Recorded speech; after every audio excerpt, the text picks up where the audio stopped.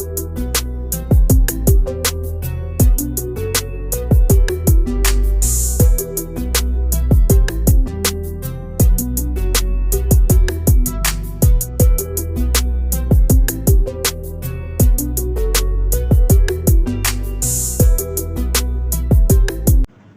Friends, இன்றைக்கி நம்ம பார்க்க போகிற டிஷ் எக் மசாலா கிரேவி. இது நல்ல காரசாரமாக நல்ல டிஃப்ரெண்ட்டான டேஸ்ட்டில் சூப்பராக இருக்கும். முட்டையை உப்பில் இது மாதிரி முதல்ல வாஷ் பண்ணி எடுத்துக்கலாம். ஏன்னா முட்டையில் ஏகப்பட்ட டஸ்டெல்லாம் இருக்கும். அதுக்காக நல்லா உப்பில் இது மாதிரி எப்பயுமே முட்டையை வாஷ் பண்ணிவிட்டு அதுக்கப்புறம் மட்டும் வேக வச்சு செய்யுங்க. அது நம்மளுக்கு ரொம்ப ஆரோக்கியமானது.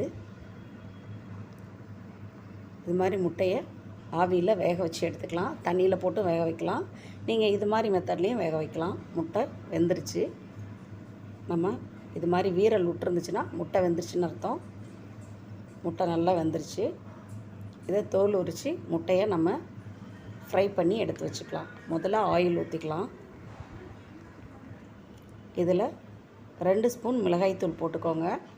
குழம்புல நீங்கள் மிளகாய்த்தூள் போட தேவையில்லை. ஏன்னா நம்ம இதில் மிளகாய்த்தூள் சேர்க்கறதுனால குழம்புல சேர்க்க தேவை கிடையாது. நல்லா காரத்துக்கு ஏற்ற மாதிரி 2 ஸ்பூன் போட்டுக்கோங்க. எண்ணெயில் நல்லா இந்த மிளகாய்த்தூள் பச்சை வாடை போகிற அளவுக்கு நல்லா ஃப்ரை பண்ணிவிட்டு நம்ம வேக வச்ச முட்டையை இதில் ஆட் பண்ணிக்கலாம். முட்டையை நல்லா இது மாதிரி ஃப்ரை பண்ணி எடுத்து வச்சுக்கலாம். வெந்த முட்டையை இது மாதிரி எடுத்து வச்சுக்கலாம். முட்டையை 4 சைடும் கீறி விட்டுக்கோங்க. நான் அதை காட்டலை. 4 சைடும் முட்டையை நல்லா கீறி விட்டுட்டு சேர்த்துக்கோங்க. அப்போ தான் மசாலாலாம் உள்ளே போகும். முட்டையை ஃப்ரை பண்ணியாச்சு. இதை நம்ம தனியாக ஒரு பாத்திரத்தில் எடுத்து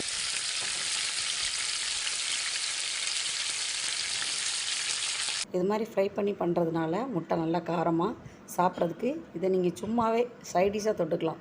ரைஸ் சாதம், லெமன் சாதத்துக்கலாம் சைடிஷாக இதையே தொட்டுக்கலாம். 2 ஆனியன் இது மாதிரி நீல வாக்கில் நறுக்கி அதை சேர்த்துக்கோங்க. ஏன்னா நம்ம இது வந்து வதக்கி அரைக்கிறதுக்காக 2 ஆனியன் சேர்த்துருக்கேன். நம்ம குழம்பு வைக்கிறதுக்கும் 2 ஆனியன் சேர்க்கணும். அதனால் 2 ஆனியன் போதும். பச்சை மிளகா, உப்பு இதெல்லாம் சேர்த்து ஆனியனை நல்லா வதக்கிக்கோங்க. நல்லா ஆனியன் வந்து ப்ரௌன் கலரில் வர அளவுக்கு நல்லா வதக்கிக்கோங்க. ஆனியன் நல்லா வதங்கட்டும். இதோட 15 பல் பூண்டு சேர்த்துக்கோங்க. அது இந்த பூண்டு வந்து நல்லா நம்மளுக்கு மணமாகவும் நல்ல டேஸ்ட்டாகவும் இந்த பூண்டு நல்லாயிருக்கும். இதோட 2 கொத்து கருவேப்பிலை சேர்த்துக்கோங்க. அதுவும் ரொம்ப நல்ல டேஸ்ட். தக்காளி 3 தக்காளி சேர்த்துருக்கேன். தக்காளி சின்ன தக்காளினால 3 சேர்த்துருக்கேன். பெரிய தக்காளியாக இருந்தால் 2 தக்காளி சேர்த்துக்கோங்க. எல்லாமே தக்காளி நல்லா தோல் உறிஞ்சி வர அளவுக்கு நல்லா வதக்கிக்கோங்க. இந்த பூண்டு, பச்சை மிளகா, தக்காளி எல்லாம் நல்லா வதங்கட்டும். தக்காளி, வெங்காயம், பச்சை மிளகா, பூண்டு எல்லாம் நல்லா வதங்கி நல்லா தோல் உறிஞ்சி வரட்டும். நம்ம ஆவியில் வேக வச்சுக்கலாம். மசாலா வந்து முட்டை மசாலா, சக்தி முட்டை மசாலா ரொம்ப டேஸ்ட்டாக இருக்கும். அதையே சேர்த்துக்கோங்க. 2 ஸ்பூன் சேர்த்துருக்கேன். இதோட 1 ஸ்பூன் மல்லித்தூள், தேவையான அளவு மஞ்சத்தூள், ஒரு 1/4 டீஸ்பூன் மஞ்சத்தூள் எல்லாம் சேர்த்து முட்டை மசாலா, மல்லித்தூள், மஞ்சத்தூள் எல்லாம் சேர்த்து நல்லா அந்த மசாலா பச்சை வாடை போகிற அளவுக்கு நல்லா வதக்கிக்கோங்க. நல்லா வதக்கிட்டு நல்லா வெங்காயம், தக்காளி இதெல்லாம் நல்லா சூடாக மிக்சியில் அடிச்சிடாதீங்க. ஆற வச்சுட்டு அடிங்க. அப்போ தான் மசாலா நல்லாவும் இருக்கும். சூடாக அடிச்சிங்கன்னா ரொம்ப கெட்டியாக இருக்கும். நல்லா மசாலா ரெடி ஆயிடுச்சு. இதை ஆறுனதுக்கப்புறம் மிக்சியில் அடிச்சுக்கலாம். சூடாக அடிச்சிங்கன்னா மிக்சியும் போயிடும். அதனால் ஆற வச்சு அடிச்சுக்கோங்க. நல்லா இது மாதிரி நைஸாக அடிச்சுக்கலாம். ஒரு பேனில் தேவையான அளவு ஆயில் ஊற்றிட்டு தாளிக்கிறதுக்கு ஜீரகம் சேர்த்துக்கோங்க. ஏன்னா முட்டை நம்ம செய்கிறதுனால செரிமானத்துக்கு ஜீரகம் சேர்த்துக்கோங்க. சில பேர் சோம்பு சேர்ப்பாங்க, வாசனையாக இருக்கும். நான் ஜீரகம் சேர்ப்பேன். ஏன்னா அது செரிமானத்துக்காக ஜீரகம் சேர்ப்பேன். இதோட நறுக்கின வெங்காயம், 2 வெங்காயம் நீல வாக்கில் நறுக்கின வெங்காயம் அதையும் சேர்த்துக்கலாம்.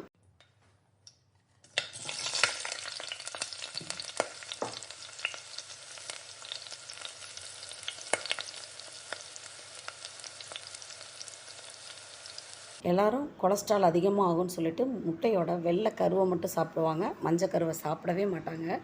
ஆனால் ஒரு 40 வயசுக்கு மேலே 45 வயசுக்கு மேலே நம்மளோட உடலில் எல்லா செயல்களுமே கொஞ்சம் ஸ்லோவாக தான் நடக்கும். அப்போ வந்து நீங்கள் முட்டையோட மஞ்சக்கரு வெள்ளைக்கரு ரெண்டையுமே சேர்த்து சாப்பிடுங்க. அப்போ தான் நம்மளுக்கு முட்டையோட வெள்ளைக்கருவில் ப்ரோட்டீன் சத்து அதிகமாக இருக்குது, மஞ்சக்கருவில் ADEK அதிக அளவு விட்டமின்ஸ் இருக்குது. இதில் B12 விட்டமினும் இருக்குது. அதனால் இது உடம்புக்கு ரொம்ப நல்லது.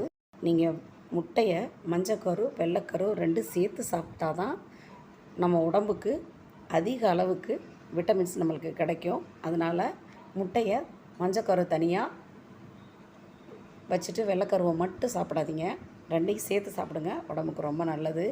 மசாலாவை இப்போ ஆட் பண்ணியாச்சு. அதோட தேவையான அளவு தண்ணி ஊற்றிக்குவோங்க. நான் ஒரு செம்பு தண்ணி ஊற்றிருக்கேன். தேவையான அளவு ஊற்றிக்க, ரொம்ப தண்ணி ஊற்றக்கூடாது, கெட்டியாக இருக்கணும். அதனால் ரொம்ப தண்ணி ஊற்றக்கூடாது.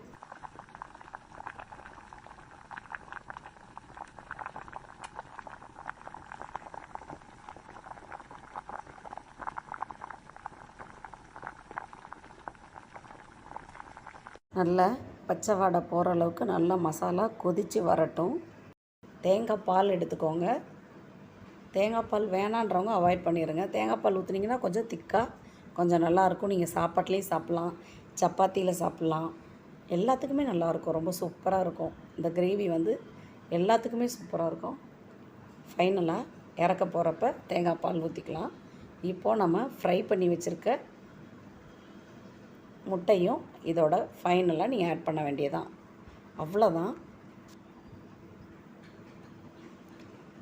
எக் மசாலா கிரேவி ரெடி ஆயிடுச்சு. நீங்களும் ட்ரை பண்ணி பாருங்கள், சூப்பராக இருக்கும். இந்த முட்டை மசாலா, நம்ம வெங்காயம் தக்காளி எல்லாம் நம்ம அரைச்சி செய்கிறதுனால இந்த டேஸ்ட் ரொம்ப டிஃப்ரெண்ட்டாக சூப்பராக இருக்கும். நான் ட்ரை பண்ணேன், ரொம்ப நல்லா இருந்துச்சு. எங்கள் வீட்டில் எப்பயுமே இந்த ஸ்டைலில் தான் பண்ணுவாங்க, ரொம்ப நல்லாயிருக்கும். நீங்களும் ட்ரை பண்ணி பாருங்கள். ஏதாவது மிஸ்டேக் இருந்தால் டெஃபினட்டாக சொல்லுங்கள். வீடியோ பார்த்துட்டு ப்ளீஸ் எஸ்கேப் ஆகிடாமல் சேனலை சப்ஸ்கிரைப் பண்ணுங்கள். தேங்க்யூ ஃப்ரெண்ட்ஸ், தேங்க்யூ ஃபார் வாட்சிங்.